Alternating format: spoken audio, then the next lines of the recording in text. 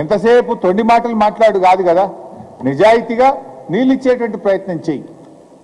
మల్లన్న సాగర్ గురించి కూడా ఇందాక మీరే అన్నారు, ఒక మాట విన్నారు.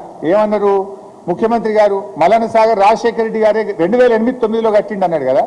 2014లో రాష్ట్ర విభజన బిల్లు అసెంబ్లీకి వచ్చినప్పుడు అసెంబ్లీలో రేవంత్ రెడ్డి గారు ఏమన్నారో కూడా ఒకసారి చూద్దాం. నిన్ననేమో 2008-9లోనే రాజశేఖర రెడ్డి గారే మల్లన్న సాగర్ కట్టిండ్రు అన్నారు 2008-9లో. 2014లో అసెంబ్లీలో ఏం మాట్లాడిండో ఒకసారి చూడండి.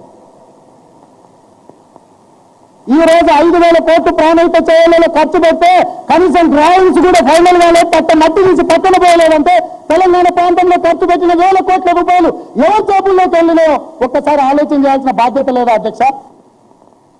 ఏమన్నాడు? 5,000 కోట్లు ఖర్చు పెడితే తట్టెడు మట్టి ఎత్తలేదు అన్నాడు.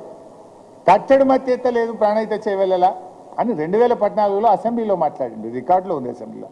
నిన్నేమంటాడు? 2008-9లోనే మల్లన్న సాగర్ రాజశేఖర రెడ్డి కట్టినట్టు. అబద్ధాలకు కూడా హద్దు పద్దు లేకుండా పోతుంది. జోక్ అయిపోయింది ఒక ముఖ్యమంత్రి మాటలుగా. ప్రజలు రేపు నమ్మకుండా అయిపోతున్నారు. బాధ్యతాయుతమైన రాజ్యాంగబద్ధమైన పదవిలో ఉంటూ దేవుడి మీద ప్రమాణం చేసి పొద్దున్న లేస్తే ఈయన అబద్ధాలే మాట్లాడుతున్నాడు.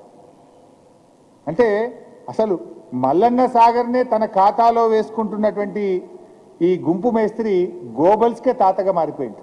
గోబల్స్ అంటేనే ఆయన అబద్ధాలకు మారిపోయారు. ఈయన ఆయనకు తాత అయిపోయింది. అసలు ఆ 2 పిల్లలు గిట్ట రిపేర్ అయిపోతే కాళేశ్వరం కూడా నేనే కట్టిన అంటాడో ఏందో, మేమే కట్టిన వెనకట కాంగ్రెస్ గవర్నమెంట్ అంటాడో ఏమనిపిస్తుంది నాకైతే. ఆ సెక్రటరియట్ కూడా పునాది రాళ్ళు నేనే మోసిన అంటాడు మళ్ళీ ఎక్కువ మాట్లాడితే. లేదంటే మనం అమరవీరుల స్తూపం కట్టినాం, ఆ చిహ్నానికి కూడా నేనే మేస్త్రి అయినా అని మాట్లాడినా ఆశ్చర్యం లేదు రేవంత్ రెడ్డి. చివరికి జిల్లాల్లో కట్టిన కలెక్టరేట్లు కూడా కాంగ్రెసే కట్టిందన్నా ఆశ్చర్యం లేదు. కానీ ఎట్లా మాట్లాడుతున్నా మనం చూస్తలేమా? ఇక ఎక్కువ మాట్లాడితే చార్మినార్ కూడా నేనే మా తాత కట్టినట్టాడు. సో అధికార మదంతోనో ధనబలంతోనో తిమ్మిని బమ్మి చేయాలని చూస్తే ముఖ్యమంత్రి గారు జనం సహించరు. జనం తిప్పికొట్టే రోజులు దగ్గరలోనే ఉన్నాయి, జాగ్రత్త అని చెప్పి వారిని హెచ్చరిస్తూ, గోబల్స్ మానుకోండి, మంచి పని నిజాయితీగా చేస్తే మేము సహకరిస్తాం. మీరు మూసీ చేయాలని మేము కోరుకుంటున్నాం.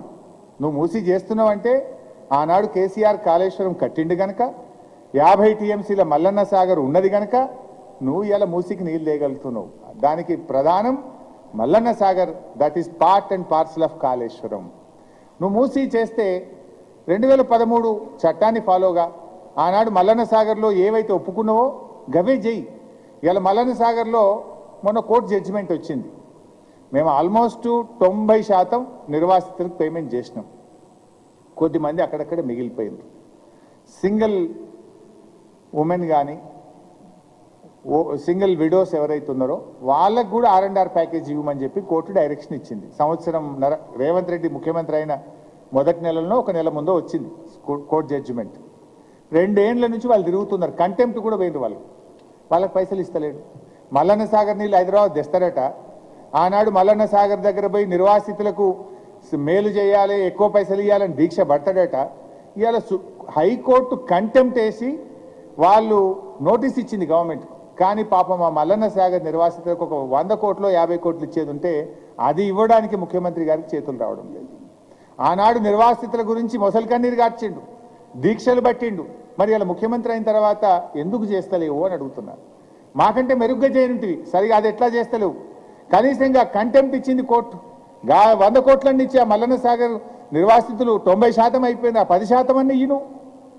ఇలా మల్లన్న సాగర్ నీళ్లు కావాలి నీకు, కాళేశ్వరం నీళ్లు కావాలి నీకు, కానీ వాళ్ళ బాధలు పట్టాయా నీకు? వాళ్ళకి ఇవ్వాల్సిన డబ్బులు కూడా వెంటనే ఇవ్వాలని చెప్పి కూడా నేను ఈ సందర్భంగా కోరుతున్నాను.